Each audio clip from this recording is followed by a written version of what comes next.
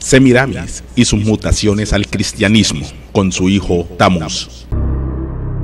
Alrededor del año 2800 a.C., vivía un cazador llamado Nimrod en Babilonia, la cual estaba ubicada entre el río Tigris y el Éufrates. Cuando los animales salvajes amenazaban a la gente, él los protegía con su poder. Como la gente lo respetaba y apoyaba, Nimrod se hizo arrogante e incitó a la gente a construir la Torre de Babel. ¡Vamos! Edifiquemos una torre cuya cúspide llegue al cielo. Hagámonos un nombre por si fuéramos esparcidos sobre la faz de toda la tierra. Estas obras de Nimrod, que estaban contra Dios, continuaron hasta después de su muerte. Semiramis, esposa de Nimrod, insistió en que Nimrod había llegado a ser el dios Sol. Ella cortó en pedazos el cadáver de Nimrod y los envió a cada tribu de Babilonia. La gente consideraba sagrado el lugar donde una parte de Nimrod hubiera sido enterrada.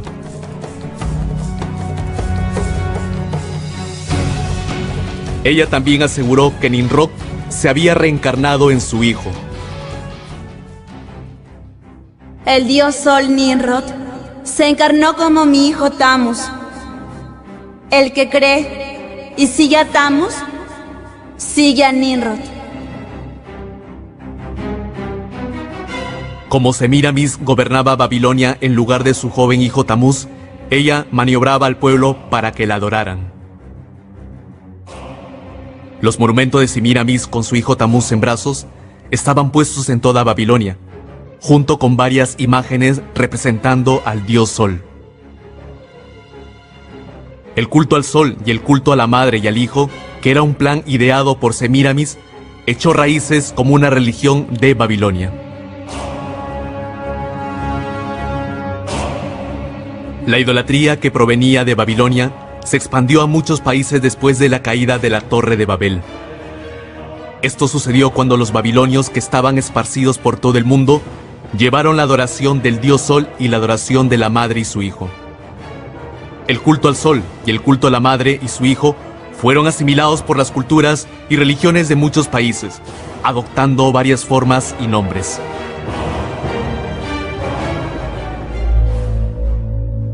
Nimrod, el dios Sol, fue conocido como Mitra en Persia, Sol en Roma, Ra u Horus en Egipto y Apolo en Grecia.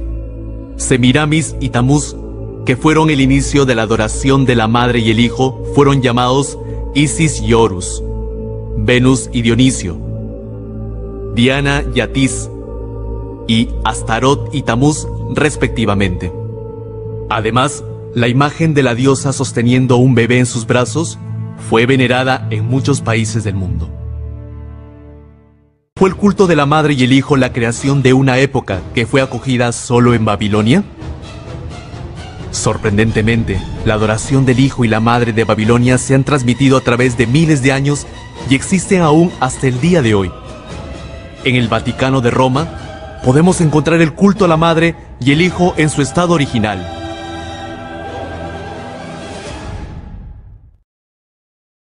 Ahora reforcemos más la historia y miremos más de Nimrod y Semiramis. Noé tenía un hijo llamado Cam. Cuando Cam lo vio durmiendo embriagado y desnudo, empezó a reírse de su padre, y corrió a contárselo a sus otros dos hermanos, Sem y Jafet. Cuando Noé supo lo sucedido, maldijo a su hijo Cam, sus descendientes, y toda la generación tras él se volvió maldita. Cam, el maldito, se casó con Semiramis. Cam y Semiramis generaron un hijo llamado Nimrod. Nimrod mató a su propio padre Cam. Y ahora viene lo más absurdo. Nimrod se casó con su propia madre, Semiramis. El tío de Nimrod, que tenía el nombre de Sem, lo mató. Su madre y esposa Semiramis esparció la mentira de que Nimrod no había muerto, sino que se había ido al cielo y se había transformado en el dios Sol. Semiramis se embarazó y decía que era un regalo de los dioses, que era la reencarnación de Nimrod, pero en realidad era fruto de una traición, pues su marido e hijo ya estaba muerto. Entonces nació Tamuz, el día 25 de diciembre, y fue considerado como un dios, el dios Sol de los egipcios, babilónicos, griegos, persas, romanos y hoy de las SS, sociedades secretas. Tamuz murió durante una caza, probablemente por causa de un animal salvaje, y su cuerpo cayó sobre un tronco de árbol podrido.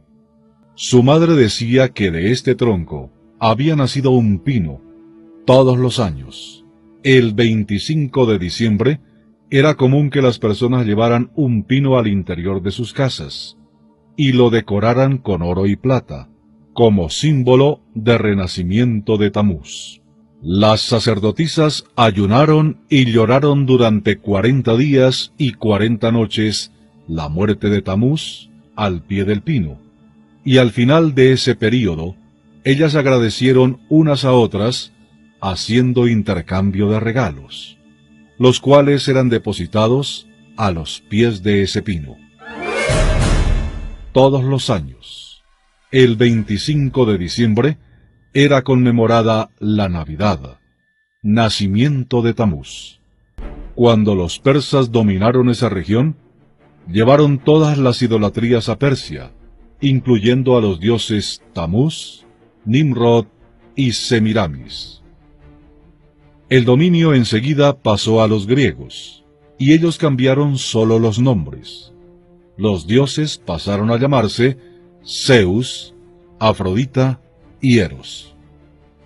Enseguida los egipcios dominaron y cambiaron los nombres también, pasando a llamarse Osiris, Isis y Horus. Ya en los tiempos de Jesucristo, el dominio era romano, y Roma cambió también los nombres. Pasaron a llamarse Venus y Cupido, cayendo la figura del Padre. En el siglo IV después de Cristo, el emperador Constantino, para agradar a los cristianos, que eran muchos en Roma, decidió oficializar el cristianismo como religión oficial de Roma. Y para agradarlos todavía más, él mezcló la fiesta más tradicional de los paganos con los nombres más conocidos por los cristianos. Tamuz y Semiramis pasaron a llamarse el Niño Jesús y la Virgen María. Así, la Navidad continuó conmemorándose como si fuera el nacimiento del Niño Jesús. Pero en realidad, el homenaje es a Tamuz, el dios pagano. Y el culto al supuesto dios Sol sigue hasta los días de hoy. Se pone un pino en las casas todos los 25 de diciembre, adornado con globos que representa la muerte y el supuesto nacimiento del dios Sol, que en realidad es Tamuz. Se hacen intercambio de regalos hasta hoy, así como fue determinado por Semiramis en homenaje a su hijo. En el año 3000 a.C., en Babilonia, existía una mujer, la cual se le conoce como Semiramis, la misma que se le llamaba Istar, Astoré, Astarte, Artemisa y muchos nombres más. Semiramis, la cual llegó a ser la reina de Babilonia. Los babilonios llegaron a considerar a Semiramis como una gran diosa. Semiramis adoptó un niño, lo tuvo como su hijo y le llamó Nimrod, pero después Nimrod se convirtió en esposa de Semiramis. Años posterior muere Nimrod y Semiramis pidió culto para Nimrod y le dijo al pueblo que él se había convertido en el dios Sol. El culto a Nimrod llegó a ser llamado el culto a Moloch, de ahí viene el culto a Moloch, donde se quemaban a los niños en brazos del ídolo Moloch. Tiempo después, Semiramis engaña al pueblo diciendo que había quedado en embarazo del dios Sol, o sea, Ninrod, y que había sido algo milagroso quedar encinta del resplandor del cielo que la cubrió, o sea, el dios Sol. Semiramis le hizo creer a todos los babilonios que el dios Ninrod, o sea, el dios Sol, la había embarazado. Ella dejó correr la voz de que el bebé no tenía un padre humano, sino algo espiritual vino y la concibió, que había sido algo milagroso y que la luz del gran dios Sol la había preñado. Semiramis, ella aseguró que su hijo Tamuz había nacido de forma milagrosa, reclamando que era la reencarnación del Ninrod, el dios Sol.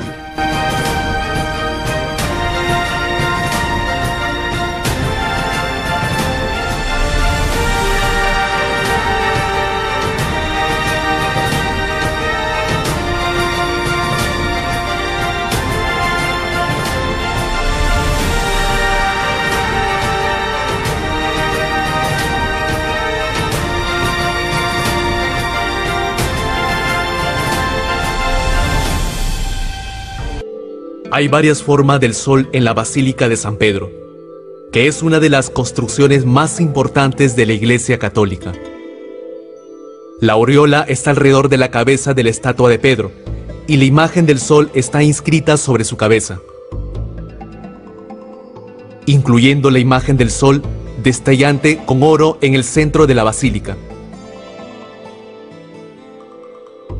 Podemos encontrar varios tamaños de la imagen del sol debajo del altar mayor, y en cada columna en forma de espiral.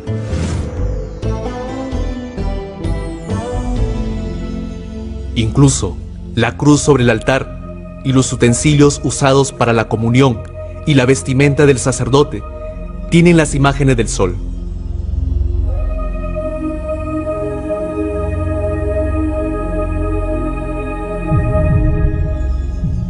En cada lugar de la Iglesia Católica podemos encontrar las imágenes del sol en varios tamaños y formas.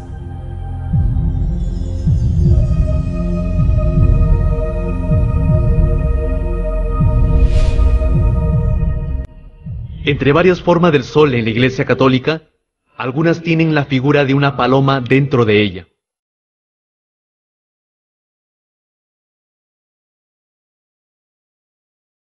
¿Qué relación hay entre la forma del ave y la adoración del sol? En la antigua religión de la adoración del sol, el dios sol solía ser representado como un ave. El dios sol representado como un ave se originó en Egipto y se expandió a Roma. El sol de Asiria estaba representado como un ave alada, y el dios sol egipcio Ra y Horus tienen la forma de un ave. La famosa ave de fuego egipcia, el ave fénix, también es el arquetipo del culto al sol. También en Roma la gente llevaba el ave, el símbolo del dios sol, sobre el mástil.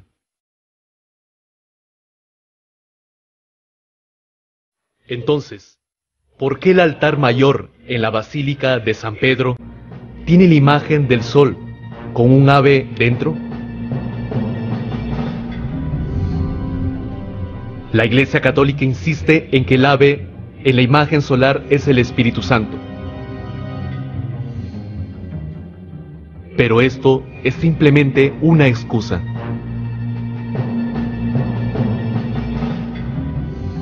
Cuando trazamos las costumbres del culto al sol, el ave es el dios sol alado, que los adoradores del sol sirven.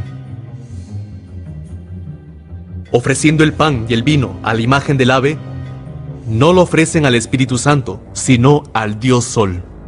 Después de conocer estos datos históricos de Semiramis y Ninrod y su hijo Tamuz, podemos notar cómo la adoración falsa de la madre y el hijo se extiende por muchas culturas en el mundo, hasta llegar a Grecia y a Roma. La adoración de la madre y el hijo de Babilonia sigue hasta nuestros días en el cristianismo apóstata, donde los dioses engendran hijos inmortales y de esas relaciones salen otros dioses. podemos notar que en el cristianismo apóstata vemos que la tercera persona de la Trinidad engendra a un niño. Este relato es muy similar al nacimiento de Tamuz, que sería la reencarnación de Nimrod, el dios Sol. Ahora miremos cómo en la mitología griega los dioses engendran hijos.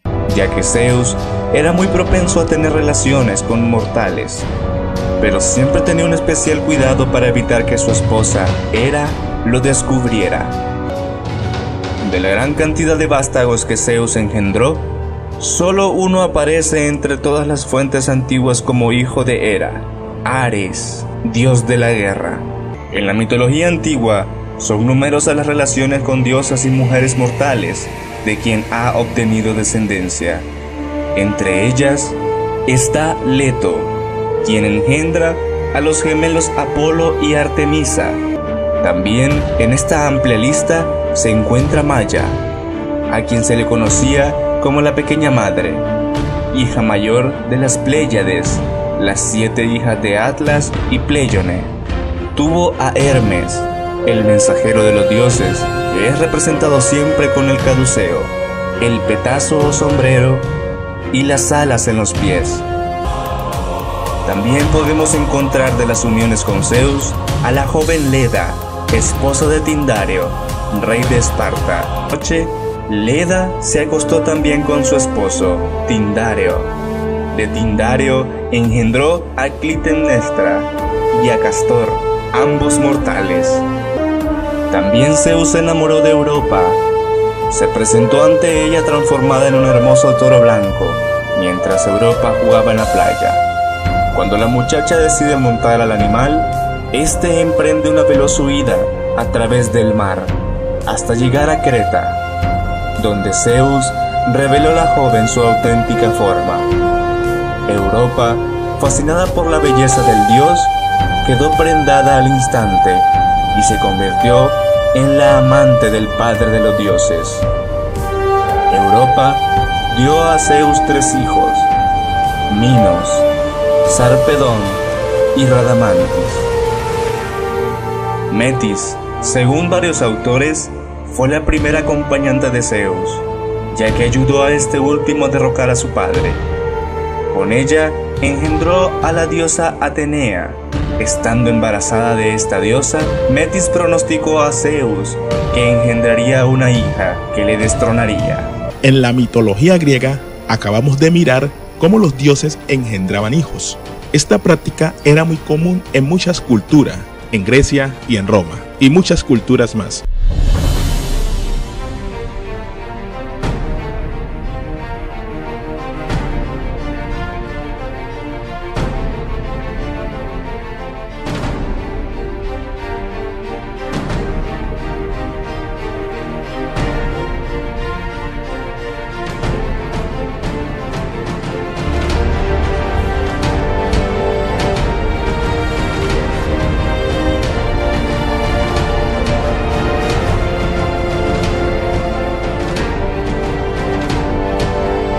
La religión cristiana tiene su origen en Roma, su fundador, el emperador romano Constantino, fundando una de las más grandes religiones del mundo, el cristianismo, cuya cabeza principal es el papado.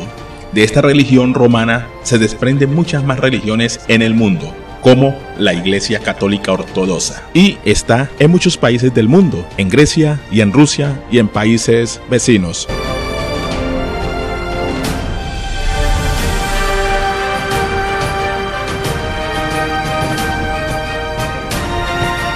También Roma influenció en África la iglesia de Etiopía, que está mezclada con el judaísmo con el cristianismo.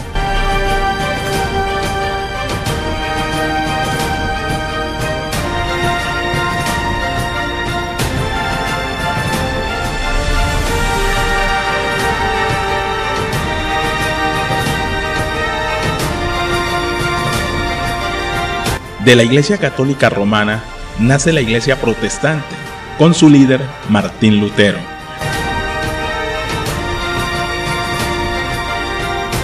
Martín Lutero da a luz a muchos grupos evangélicos protestantes. Por ejemplo, tenemos las iglesias pentecostales en general, las iglesias bautistas, las iglesias metodistas, las iglesias anglicanas, las iglesias presbiterianas, las iglesias adventistas, templos de los testigos de Jehová y muchos más grupos que se han dividido hasta el día de hoy. Todas estas denominaciones cristianas tienen su origen en la teología grecorromana o grecolatina, y muchas de estas religiones comparten las mismas creencias y dogmas. Los protestantes siguen la teología de su líder Martín Lutero. Por ejemplo, miremos un ejemplo. Martín Lutero eliminó unos libros de la Biblia. Estos libros son conocidos como Tobit, Judí, Macabeos, Segunda de Macabeos, Sabiduría, un libro de Salomón, Eclesiástico, otro libro de Salomón, el libro de Barú, el escritor del profeta Jeremías. Martín Lutero odiaba estos libros. Martín Lutero odiaba la carta a los hebreos. Martín Lutero odiaba la epístola de Santiago. Martín Lutero odiaba la epístola de Pedro.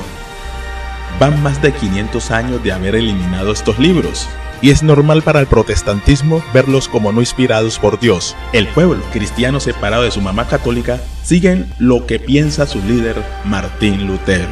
Si Martín Lutero hubiera quitado Hebreos, Santiago, Segunda de Juan, Tercera de Juan y Apocalipsis, sería normal para el cristianismo de hoy en día y estarían repitiendo lo mismo. No son inspirados por Dios, serían ignorados, como son ignorados Tobí, Judí, Macabeos, Sabiduría, Eclesiástico y Barú.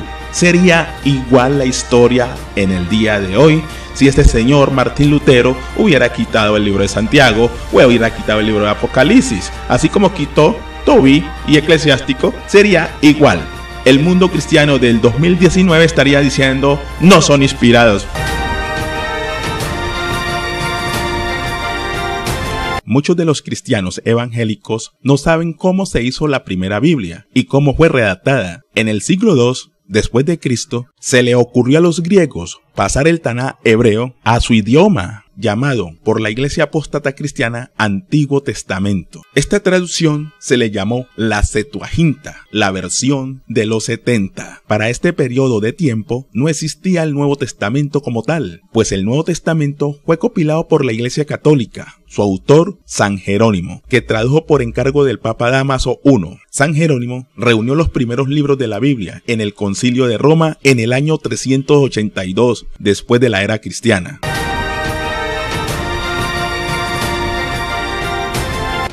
Después que San Jerónimo hace la Biblia, la Vulgata Latina. De esta traducción se desprenden muchas más. Miremos un poquito los libros que tiene la Biblia Católica. La Biblia Católica tiene un total de 73 libros. Y la Biblia Protestante tiene un total de 66 libros.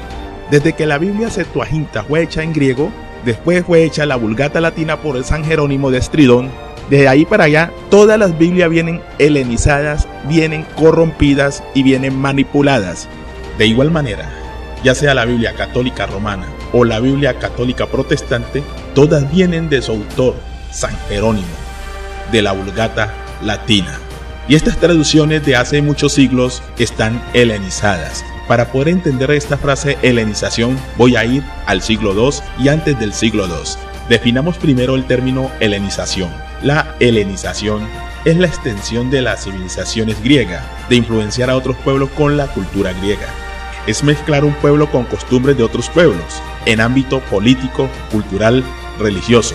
Por ejemplo, la reina Cleopatra de Egipto casándose con Marco Antonio de Roma. Estas alianzas llevaban a unir a dos pueblos en lo social, en lo político y en su religión. Ahora miremos cómo se mezcla las escrituras hebreas con la civilización griega. En el siglo II, los griegos hicieron una traducción de la Biblia hebrea.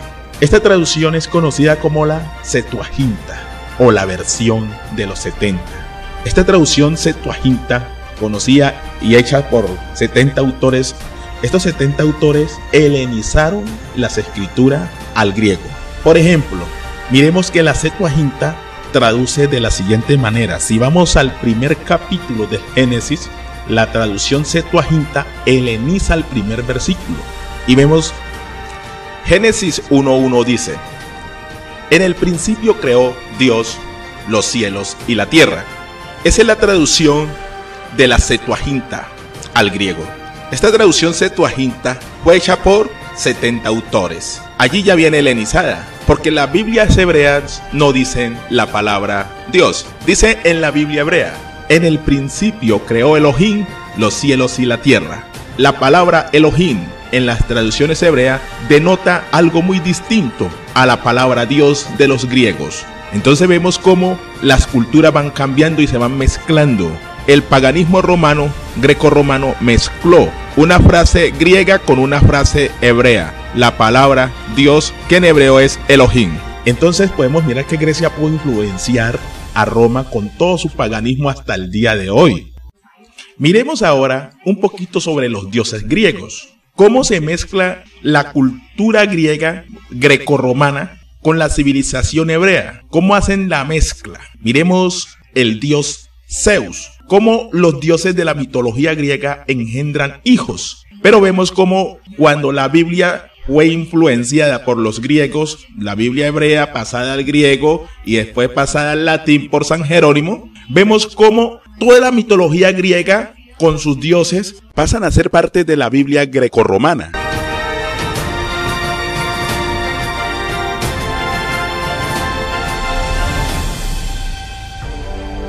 Vemos aquí como en Hechos capítulo 9 iniciamos con un relato de una tercera persona. Dice: mas yendo por el camino aconteció que llegar cerca de Damasco, repentinamente le rodeó un resplandor de luz del cielo. Pero en Hechos capítulos 22, versículos del 6 al 9, ya es una narración en primera persona. Pero aconteció que yendo yo, al llegar cerca de Damasco, como a mediodía, de repente me rodeó mucha luz del cielo. Bueno, es un tanto extraño, pero es lo que tenemos sobre la mesa para venir a estudiar el caso de la conversión de Pablo. Lo que más nos va a importar entonces es saber si los testigos fueron conscientes o no de tal evento. Si vamos entonces a Hechos capítulo 9, versículos de 3 al 7, miraremos entonces el versículo 7. Dice: y los hombres que iban con Saulo se pararon atónitos, oyendo a la verdad la voz, mas sin ver a nadie.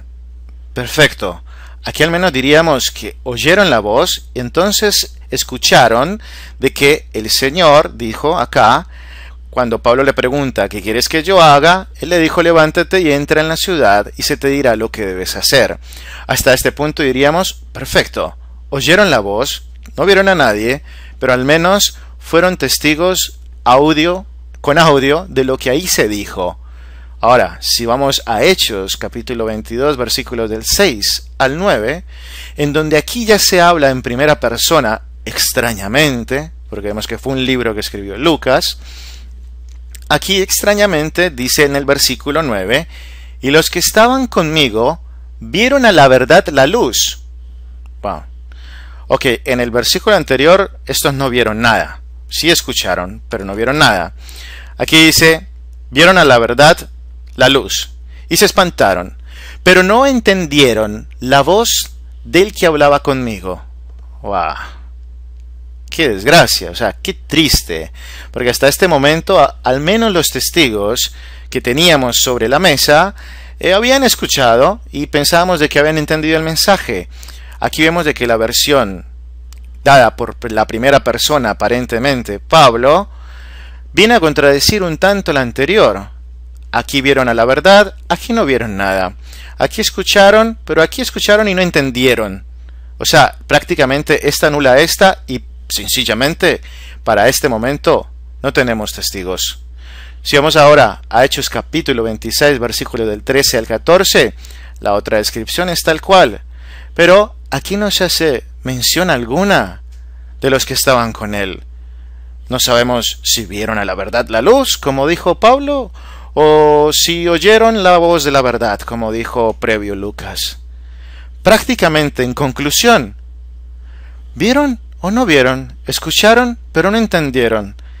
Si llevamos esto a una corte de justicia, estos, los acompañantes de Pablo, serían los peores testigos traídos al estrado en la historia de la humanidad.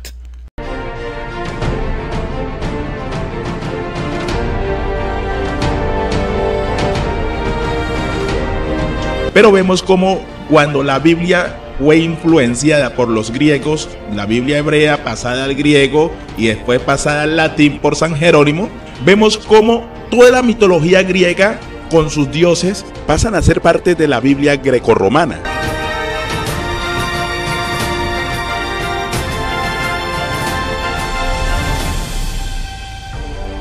Ahora veamos cómo esa cultura fue impregnada en las escrituras grecorromanas, cómo las historias del paganismo fueron mezcladas con las historias hebreas. En la Biblia grecorromana se nos dice que la Virgen fue concebida por el Espíritu Santo, o que fue engendrada por el Espíritu Santo. ¿Será esto cierto? Analicemos unos textos bíblicos de las escrituras hebreas. Analicemos el Taná hebreo, las profecías de los profetas. En la Biblia grecorromana se nos dice que la Virgen fue concebida por el Espíritu Santo, o que fue engendrada por el Espíritu Santo. ¿Será esto cierto? Analicemos unos textos bíblicos de las escrituras hebreas. Analicemos el Taná hebreo, las profecías de los profetas y miremos la incoherencia que hay en los mismos registros de los evangelios bíblicos. Leamos la genealogía de Mateo, donde asegura que el Mesías viene de la descendencia de David y esa descendencia da en José. Libro de la genealogía de Jesucristo, hijo de David, hijo de Abraham. Abraham engendró a Isaac, Isaac a Jacob, y Jacob a Judá y a sus hermanos. Judá engendró de Tamar a Fares y a Zara, Fares a Esrom y Esrom a Aram. Aram engendró a Aminadab, Aminadab a Naasón y Naasón a Salmón. Salmón engendró de Rahab a Booz, Booz engendró de Ruth a Obed y Obed a Isaí. Isaí engendró al rey David y el rey David engendró a Salomón, de la que fue mujer de Urías. Salomón engendró a Roboam, Roboam a Abías y Abías a Asa. Asa engendró a Josafat, Josafat a Joram y Joram a Usías. Usías engendró a Jotam, Jotam a Acaz y Acaz a Ezequías. Ezequías engendró a Manasés, Manasés a Amón y Amón a Josías. Josías engendró a Jeconías y a sus hermanos en el tiempo de la deportación a Babilonia. Después de la deportación a Babilonia, Jeconías engendró a Salatiel y Salatiel a Zorobabel. Zorobabel engendró a Abiud, Abiud a Eliakim y Eliakim a Azor. Azor engendró a Sadoc, Sadoc a Akim y Akim a Eliud. Eliud engendró a Eleazar, Eleazar a Matán, Matán a Jacob y Jacob engendró a José, marido de María, de la cual nació Jesús, llamado el Cristo. Bueno, ahí estamos mirando que la genealogía del Mesías siempre va a dar en que el Padre es José, no la tercera persona de la Trinidad, el Dios llamado Espíritu Santo. Miremos textos bíblicos donde aseguran que José es el papá del Mesías Yeshua, mal traducido Jesús. El que cree en mí, como ha dicho las Escrituras, de lo más profundo de su ser brotarán ríos de agua viva. Pero él decía esto del Espíritu, que los que habían creído en él habían de recibir, porque el Espíritu no había sido dado todavía, pues Jesús aún no había sido glorificado.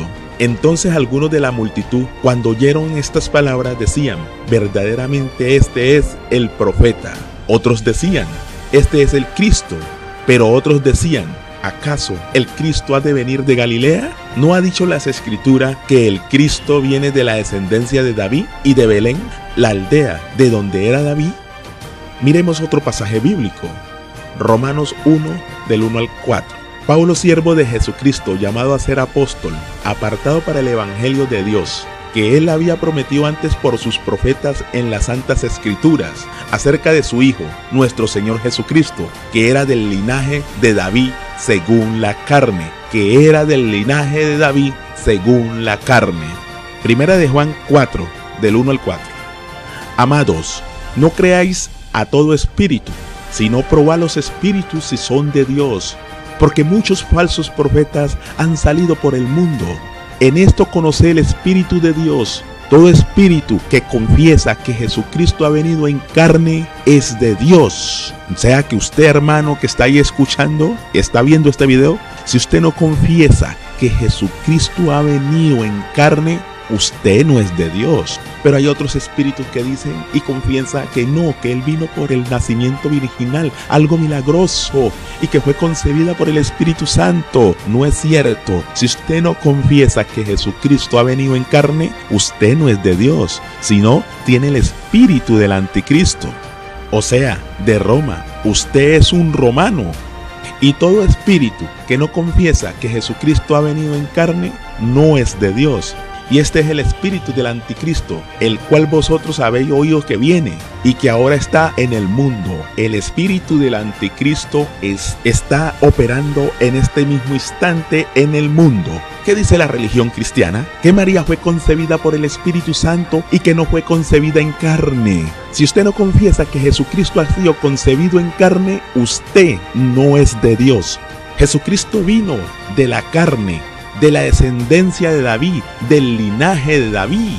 No fue preñada por ningún Espíritu Santo. Él, el Mesías, tiene que venir de la descendencia de David. No fue algo milagroso que el Espíritu Santo preñó a María o que fue concebida por el Espíritu Santo. Eso es mentira. Si usted no confiesa que Jesucristo ha venido en carne, usted no es de Dios.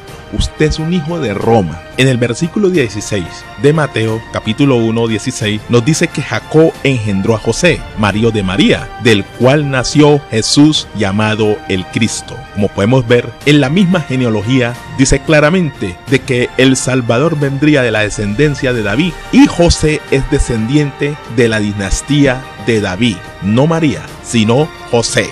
El nacimiento de Jesucristo fue así. Estando desposada María, su madre, con José, antes que se juntasen, se halló que había concebido del Espíritu Santo. José, su marido, como era justo y no quería infamarla, quiso dejarla secretamente. Y pensando él en esto, he aquí un ángel del Señor le apareció en sueños y le dijo: José, hijo de David, no temas recibir a María tu mujer, porque lo que en ella es engendrado del Espíritu Santo es. Y dará a luz un hijo, y llamarás su nombre Jesús, porque él salvará a su pueblo de sus pecados. Todo esto aconteció para que se cumpliese lo dicho por el Señor por medio del profeta cuando dijo: He aquí una virgen concebirá y dará a luz un hijo, y llamarás su nombre Emmanuel, que traducido es Dios con nosotros. Y despertando José del sueño, hizo como el ángel del Señor le había mandado, y recibió a su mujer, pero no la conoció hasta que dio a luz a su hijo primogénito, y le puso por nombre Jesús.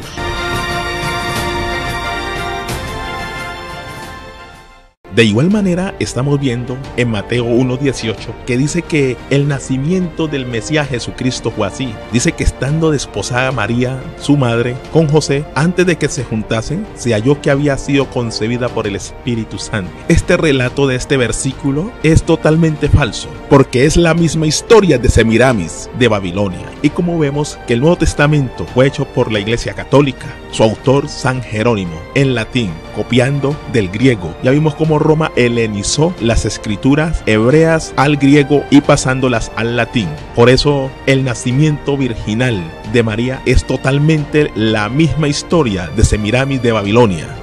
Miremos Mateo 1:22.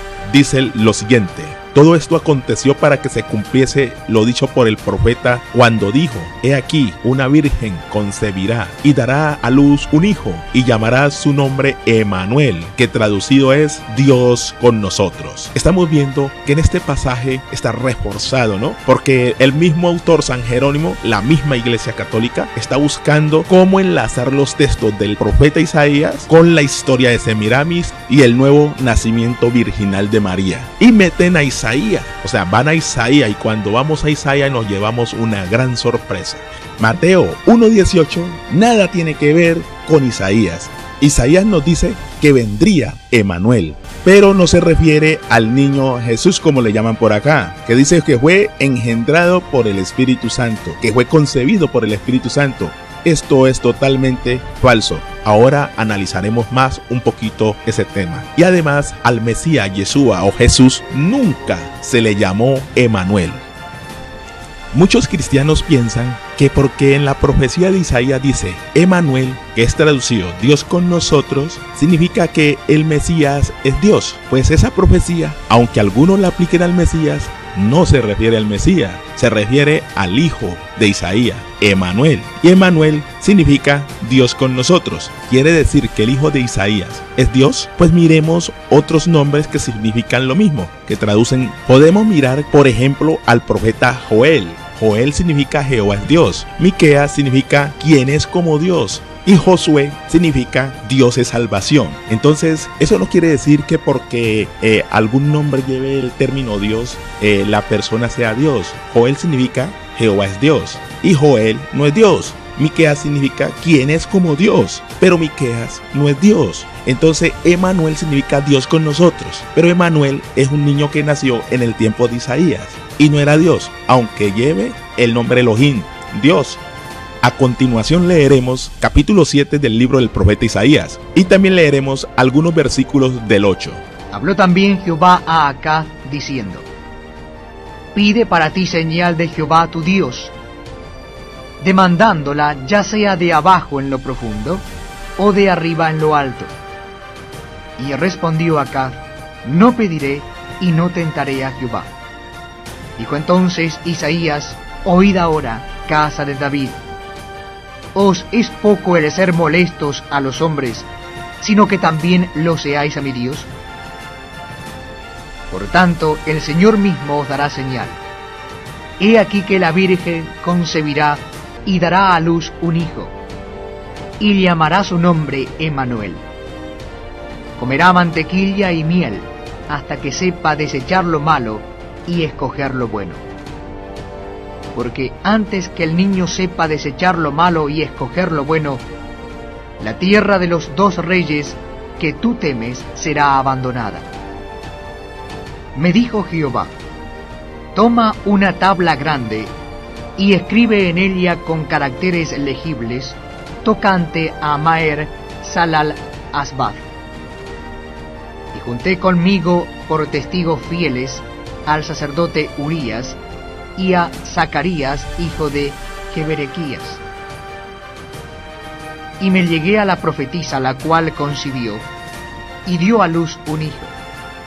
Y me dijo Jehová: Ponle por nombre Maher Salal Asbaz, porque antes que el niño sepa decir Padre mío y Madre mía, será quitada la riqueza de Damasco y los despojos de Samaria delante del rey de Asiria.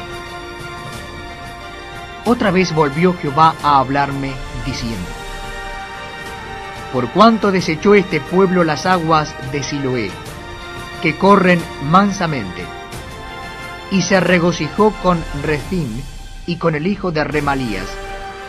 He aquí, por tanto, que el Señor hace subir sobre ellos aguas de ríos impetuosas y muchas, esto es, al rey de Asiria con todo su poder, el cual subirá sobre todos sus ríos y pasará sobre todas sus riberas. Y pasando hasta Judá, inundará y pasará adelante, y llegará hasta la garganta, y extendiendo sus alas, llenará la anchura de tu tierra, oh Emanuel. Se ha dicho que la profecía relativa a Emanuel tuvo un primer cumplimiento en un tercer hijo de Isaías, que le dio una doncella judía que llegó a ser su segunda esposa. También se ha aplicado al segundo hijo de Isaías, mencionado en el siguiente capítulo 8, a Maher Salal Asbaz, concerniente a quien se dijo: antes de que el muchacho sepa declamar Padre mío y madre mía, uno se llevará los recursos de Damasco y el despojo de Samaria delante del rey de Siria. Isaías 8:1 al 4. Estas palabras guardan cierta relación con lo que se dijo de Emanuel, porque antes que el muchacho sepa rechazar lo malo y escoger lo bueno, el suelo de aquellos dos reyes, Damasco y Samaria, que te hacen sentir pavor morboso, serán dejados enteramente. Isaías 7:16. Además, el nacimiento del segundo hijo de Isaías se presenta en el contexto de la profecía sobre Emanuel, y se hace otro paralelo. Se dice que él será una señal, e Isaías afirma sobre sí mismo y sobre sus hijos: yo y los hijos que Jehová me ha dado somos como señales. Isaías 7:14, 8:18. Si quieres hacer un paralelo de Isaías con el Mesías de Israel, lo puedes hacer. Si quieres hacer un paralelo de Isaías en cuanto a sus hijos, los puedes hacer. José tuvo su hijo con María y nació Jesús, pero que no se te olvide que el profeta Isaías preñó a su mujer, la que la Biblia llama la profetisa. Ella dio a luz a uno de los hijos de Isaías, y el hijo de Isaías nació según la carne. No fue algo milagroso. Lo mismo sucedió con María y José. No hubo ningún Espíritu Santo preñando.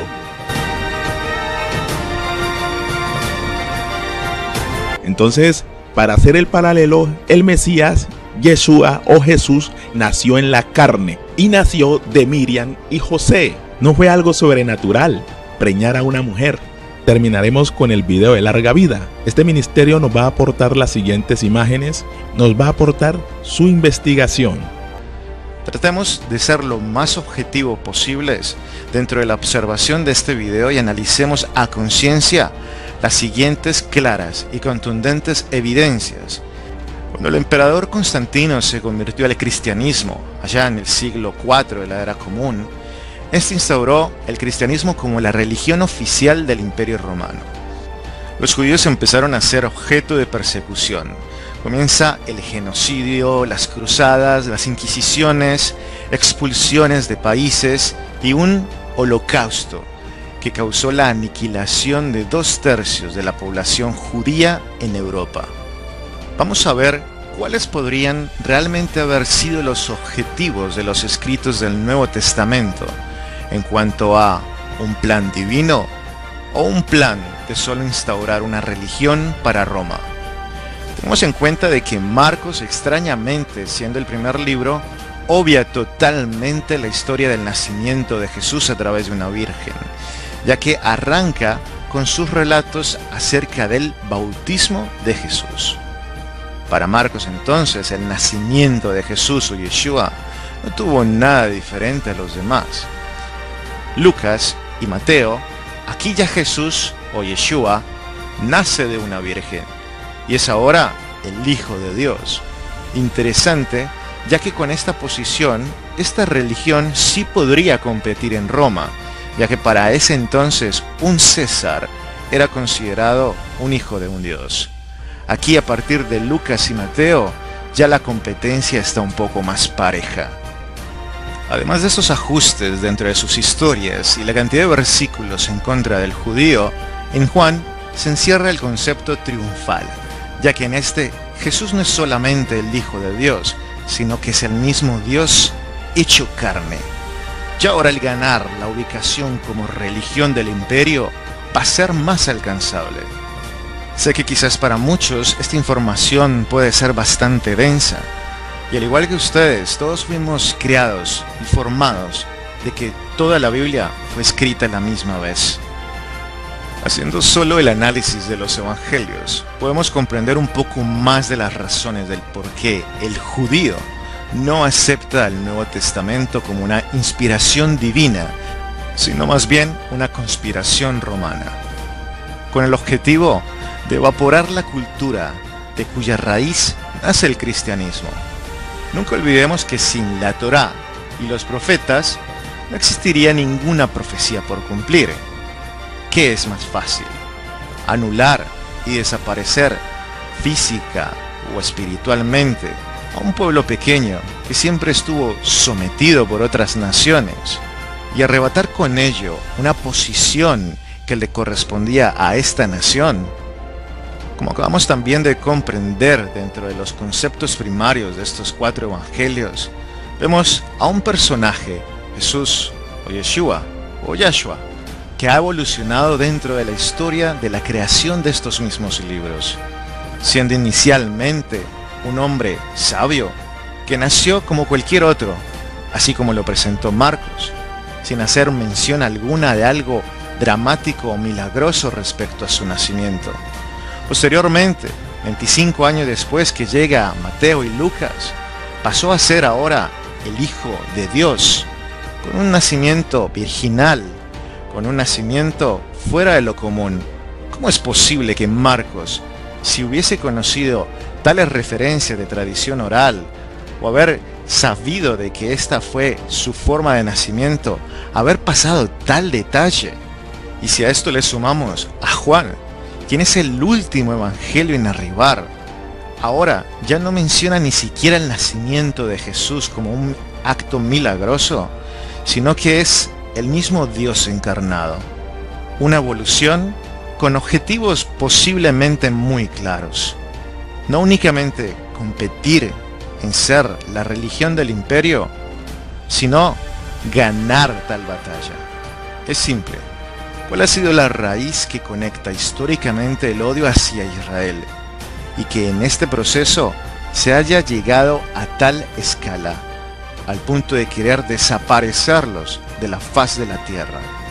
La respuesta es evidente. Ha sido lo entregado por el Nuevo Testamento.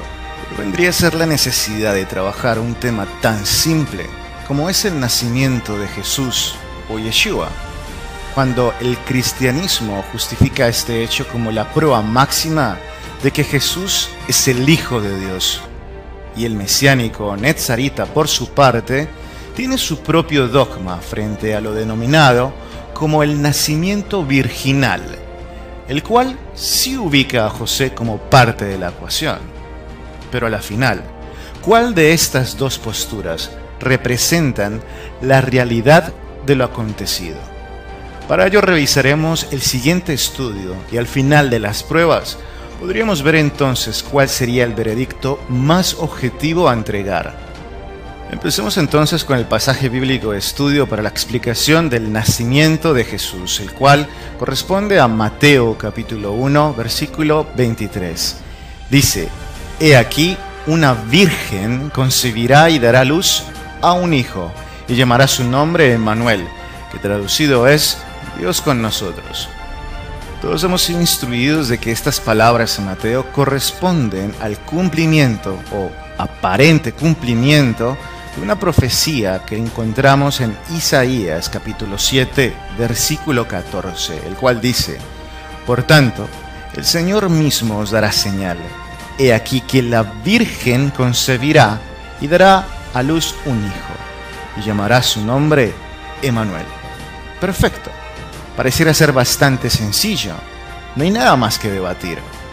Pero analicemos entonces las palabras usadas dentro de estas traducciones, el cual corresponde a la palabra virgen, que si buscamos en el texto original en hebreo, vemos de que la palabra usada es alma.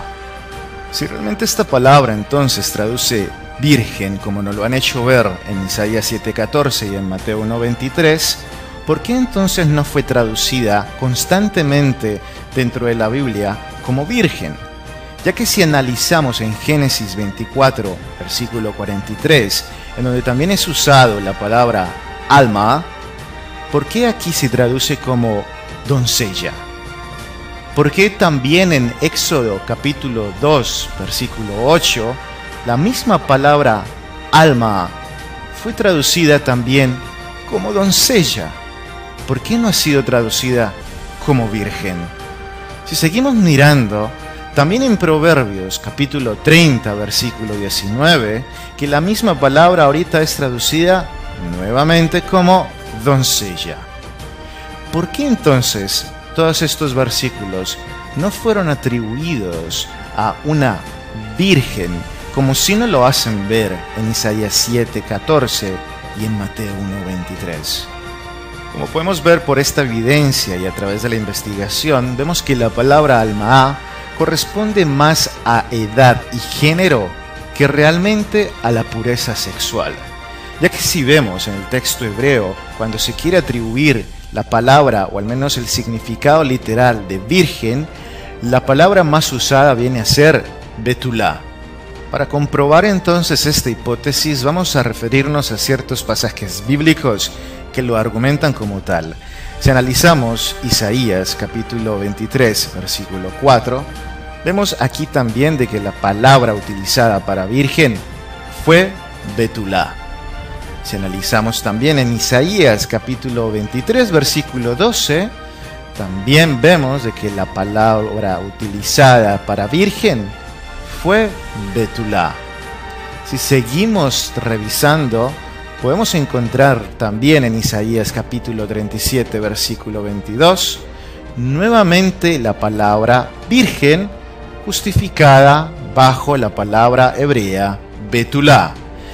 Vemos con ello entonces de que si realmente Isaías quería hacer énfasis en que esta mujer joven era una virgen por pureza sexual, hubiese podido utilizar la palabra betulá en vez de alma.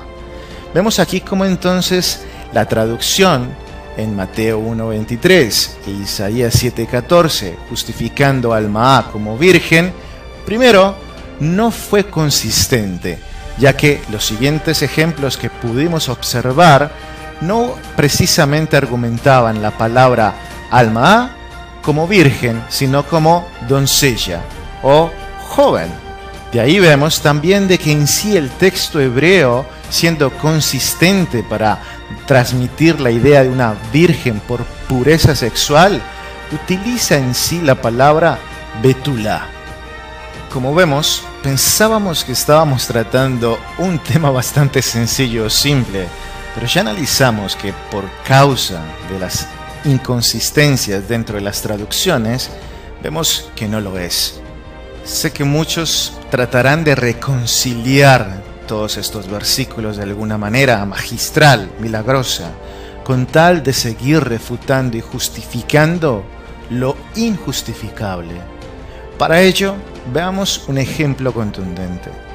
Si la palabra alma realmente es virgen, ¿cómo vamos entonces a reconciliar ahora Proverbios capítulo 30, versículos del 18 al 19, el cual dice: 3 cosas me son ocultas, aún tampoco sé la cuarta: el rastro del águila en el aire, el rastro de la culebra sobre la peña, el rastro de la nave en medio del mar, y el rastro del hombre en la doncella.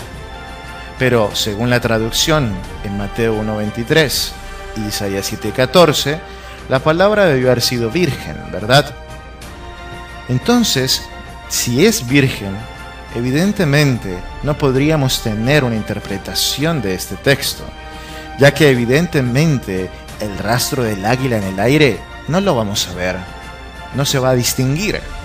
El rastro de la culebra sobre la peña, de igual manera, no va a dejar un rastro totalmente perceptible. El rastro de la nave en medio del mar, una vez pasada la onda, ya no hay más rastro de nada. Pero el rastro de un hombre en una doncella, si ésta fuese virgen, muy probablemente sí, debido a que dejaría sangre como huella o rastro de que era una virgen por pureza sexual. Como vemos aquí, la traducción sí fue doncella o mujer joven, ya que a la final esta palabra en hebreo, como decía, corresponde más a la edad y género más que a la pureza sexual. Debatir estos argumentos pareciera ser algo que la Iglesia Católica ya no quiere afrontar, ya que si vemos en una de sus versiones de New American Bible, vemos de que precisamente el capítulo 7 de Isaías, versículo 14, ha sido traducido de la manera correcta. Como vemos en pantalla, ya se refieren no a una virgen, sino a una mujer joven. ¿Cuáles pueden ser las opciones que tienen todos aquellos que quieren seguir arrastrando a Roma en sus corazones? Podría ser entonces de que en Mateo no se estaba refiriendo a la traducción del hebreo, sino a la versión de la Septuaginta, la cual corresponde a la traducción del hebreo al griego, y por ende estaba utilizando la palabra partenos. Pero aparte de ello, si el Nuevo Testamento fue inspirado por Dios, guiado por el Espíritu Santo, deberíamos entonces ahora de suponer que a estos se les olvidó el hebreo y tuvieron que recurrir al griego y no lo que realmente el profeta dijo. Recordemos de que Mateo fue escrito para los judíos y así traer a esta cultura a la nueva religión de Roma. Por ello la insistencia en el cumplimiento de las profecías. Como vemos, siempre se refería, y todo esto era para que se cumpliese lo dicho por los profetas. Fue una constante en Mateo, precisamente para acercar a todos los judíos, ya que evidentemente si está mostrando de que con Yeshua o Jesús se ha cumplido lo que los profetas decían, era mucho más fácil o accesible para que entonces el judío pudiera dar el paso y disfrutar o hacer partícipe ahora de este nuevo movimiento.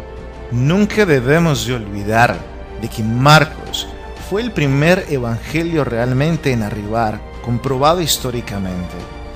Si Marcos fue el primero, ¿por qué va a obviar tal evento tan importante como fue el nacimiento virginal de Jesús o de Yeshua? Es algo imperdonable. Es aún más curioso de que Jesús nunca usó su nacimiento milagroso como una señal de que Él era el enviado de Dios, el Hijo de Dios o el Mesías de Israel. Ni su propia familia nunca usó lo sobrenatural de su nacimiento como punto de referencia o justificación para lo que Él hacía. ¿Por qué estos, conociendo lo milagroso de su nacimiento, nunca utilizaron tal argumento a favor de su Hijo? Es más, Pablo nunca habla de un nacimiento virginal, menciona siempre a Jesús como hombre. Pareciera ser un tema bastante incongruente basado en las evidencias que tenemos sobre la mesa si nos argumentamos únicamente por lo propuesto en el Nuevo Testamento y sus traducciones. Como vemos, ¿para qué entonces seguir justificando lo injustificable? La teoría de un nacimiento virginal que muchos mesiánicos y netzaritas tratan de argumentar a toda costa, como también un dogma de la Iglesia cristiana que pone a Jesús en competencia ahora con el César, ya que tengamos en cuenta de que estos también en su tiempo eran considerados hijos de dioses.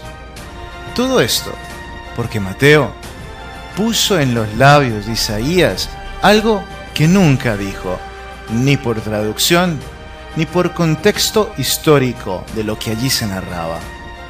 Muchos maestros mesiánicos tienen un dicho muy llamativo. Dicen, una cosa es salir de Roma, pero otra muy diferente es que Roma salga de nuestros corazones.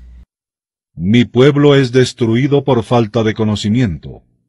Por cuanto tú has rechazado el conocimiento, yo también te rechazaré para que no seas mi sacerdote. Hay camino que al hombre le parece derecho, pero al final es camino de muerte.